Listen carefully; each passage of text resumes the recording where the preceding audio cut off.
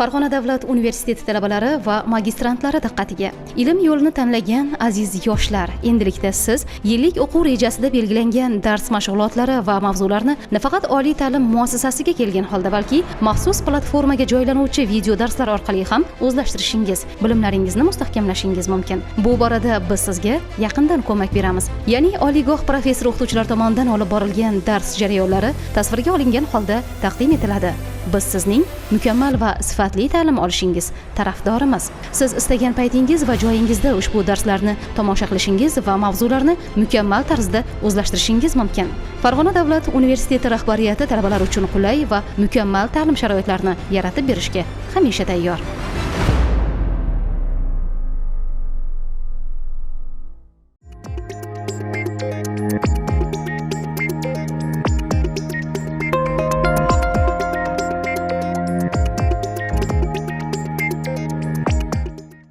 Hello listeners, my name is Gulnoza NORQOBILOVA and I'm senior lecturer at Farg'ona State University at the Department of the Primary Education Methodology. Today we will speak about social pedagogy. Today we'll start social pedagogy module and we'll talk about the first theme. What is it, the social pedagogy, and what's history and main categories, and what kind of place it takes in the system of the whole pedagogical science. Okay, let's start our theme. First of all, before we start learning our social pedagogy, we should look through the history. Look at this picture. We can understand that features of social education was a period in the deep history, and it went to our ancestor period when the man separated from the animal. It means they are joined to the tribe, and after they joining to the tribe, it means they should sleep, they should hunt, they should eat. So, and in this process, we can bravely say they started to pass their traditions, their skills, their knowledge to the young generation. So, and the first feature of social education we can see in our archaic culture. Then we can say that this is a process, is not just a social education, it's a more than social education. It means social inheritance. When the process of passing, transmitting and enriching of our traditions, rituals, and passing from generation to the generation. Due to this social inheritance process, we can say that we saved our traditions, we saved our rituals, and we can enrich them. And somebody can ask, but we couldn't save our old traditions. Yes, so the function of social inheritance was to enrich according to the modern life and developing. Besides of transmitting rituals, traditions, and passing, our generation, our ancestors tried to involve for this process young generation, not just for passing, but for preparation for future and for differentiating social roles. What kind of social roles? You could ask. Well, we can say that social roles of like a hunter, social role as a chief of tribe, like a breadwinner, and like a hunter. So this is what social roles, and this was first features of social education. Well, after this period, we can say that the advent of excess product leads to the social decomposition, when one becomes richer than another, when one have more than another. So it means that this leads not only for social decomposition, but it leads to the differentiation of social education into contact. For example, we can say that we have new positions, we have new, for example, like a priests, warriors, militaries, and according to this, content of social education was different. After this, in the late Neolithic era, the family came in and, as you understand, was appeared private property. Private property and surplus product. Society started to divide into the different classes, social classes. So the family as a unit of society was developed in this period and was enhanced the role of family education. Breaking down of early communal order led us to the strengthening of the role of the family parenting and for the eighth paradigm. We know that social help was in different era was developed in differently. Well, about eighth paradigm. We have three types of eight paradigmas. First of one, cultic forms of aid and support. When people, in order to save their life, in order to save, to keep their safety, they address to the spirits, to the animals, to the totems. In their understanding, animals can help and save people. This was a form archaic, I think, archaic concepts of help. Then the community-based forms of care. If we talk about it, when the base self-government implementation communities support the needy disabled people, orphans. I think it was like a type of a begging. It's also like a aid. It was developed in 16th, 17th, 18th century. Well, and the last one, economic assistance, when the help was not just by begging, but just by charity, but it was like exchanging of material goods. It was like help with a service, different services, on the basis of mutual obligation.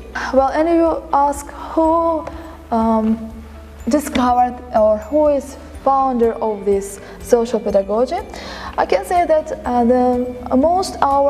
lot of thinkers, a lot of pedagogues, educators, a lot of philosophers made contribution to this social pedagogy, as Jan Amos Kamensky in his works, Jean-Jacques Rousseau, John Dewey, for example. But in the fact, the social pedagogy, the term of social pedagogy has been used in Friedrich Diesterwerk works in the middle of 19th century, and the founder of the social pedagogy was Paul Gerhard Natorp, and he, in the 19th century, he separated pedagogy from social pedagogy as a branch and developed as an independent branch of pedagogy. So he was a German philosopher and teacher. Okay, let's talk about what does it mean of social. Social, it means the concept of social, it means unites all this connected with the joint life of people, various forms of communication and interaction. Social pedagogy emphasizes aspects of and phenomena related to the inclusion of child in the life of society, And if we talk about what is mean pedagogy, and what's the difference between pedagogy and social pedagogy? Pedagogy works with the child. Pedagogy works with the developing of child, with the education. Pedagogy works with the training, with the self-education of child and the self-learning. Social pedagogy works with the child and its socialization, and his interaction, his communication, how he can adopt it, all these, all the norms, all the traditions, and how he can take, what kind of place he can take in the life. This all is function of social pedagogy. And if we talk about, as you say, it's social pedagogy studies social education in the context of socialization, and we have besides on the upbringing of child, we can see different influences, factors on scales like a planet, like place of residence, and also media and family, all of these influence on his socialization. If we talk about the object of social pedagogy, the object of social pedagogy is child itself and himself, and the process, how he enters into the society, how he can adopt all these norms, and how he can represent it and interact it with the another members of society. If we talk about the subject of social pedagogy is the patterns of upbringing and education of child who enter the social environment, or in the other words, the regularity of socialization of the child. It means all the laws, all the rules, how he can involve to the social environment. Pedagogy as a science has own categories as all of the rest sciences. So, but we can divide it. What does mean categories? Categories is the basic concepts on which lies every science, which used every science. Well, but every science has its own category. Categories of social pedagogy are divided in three types. First of all, it's categories which related to all sciences, like a formation, development, personality, process, all pedagogical science. Then pedagogical categories: education as training, collective pedagogical activities, a little bit from psychology, like attention, temperament, aggressiveness, behavior, attitude.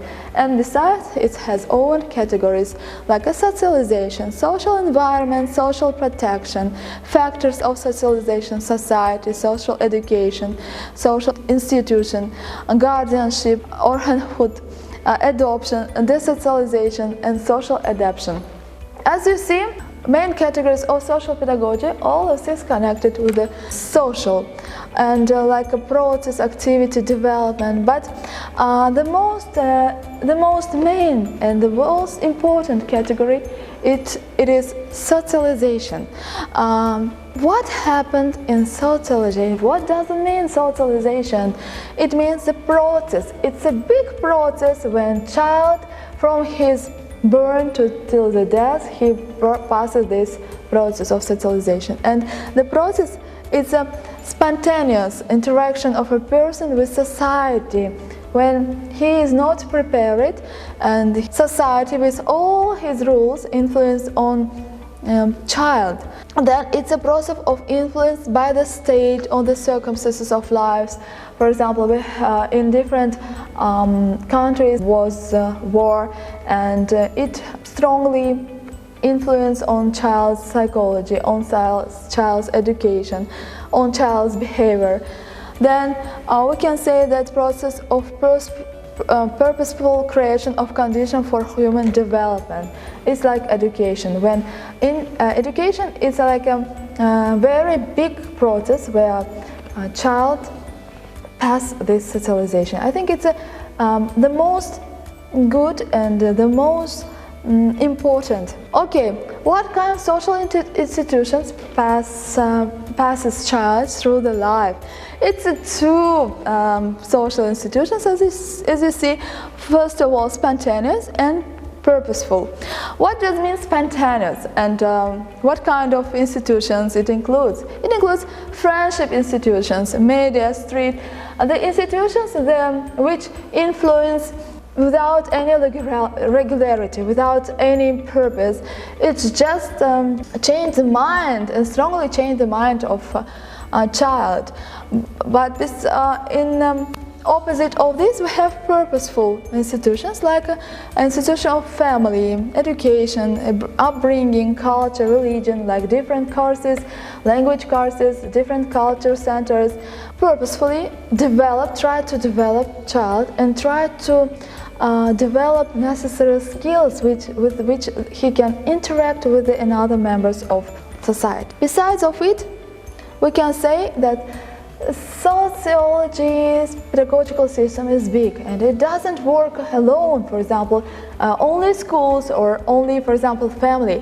It should be work in collaboration, because no one, not any organization, individual activity, they cannot help to children, help to child and to his family. So a lot of, as you see, social educational institutions, services, governing bodies of social educational institutions, training system of social pedagogical specialists, and research institutes of social pedagogical activity, they all work in collaboration. It's like a school, it's like a universities. It's like, for example, Mahalla. We have own unique institute as Mahalla, which can help not only work with the child, but to help to the family who cannot work, who need the help of other organizations, other institutions, and all of them in collaboration they can strongly affect on the child and just put it in them in the right way. Now, I think we should talk the place of social pedagogy in the system of pedagogical science.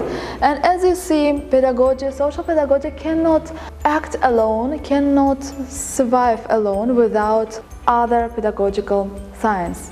And I think different pedagogical sciences help to social pedagogy. For example, ethnopedagogy, pedagogical history, special pedagogy, pedagogy itself, pedagogy of higher education, preschool pedagogy, all of them work in collaboration and doesn't exist alone or can act alone. And the last one I can say, yes, it has own place in the pedagogical science, but without other science, it also cannot survive. For example, to social pedagogy help sociology itself, as you understand, because it's a branch, it's like one joint of sociology and pedagogy. Ethic, it's a main, I think, science which help to regulate some rules, some norms. Philosophy, as the base of all pedagogical sciences. Ethnography, history, age psychology learns what process occurred in the different ages. So I can say that social pedagogy, we couldn't talk about social pedagogy in one lesson. We cannot convey all information in one lesson.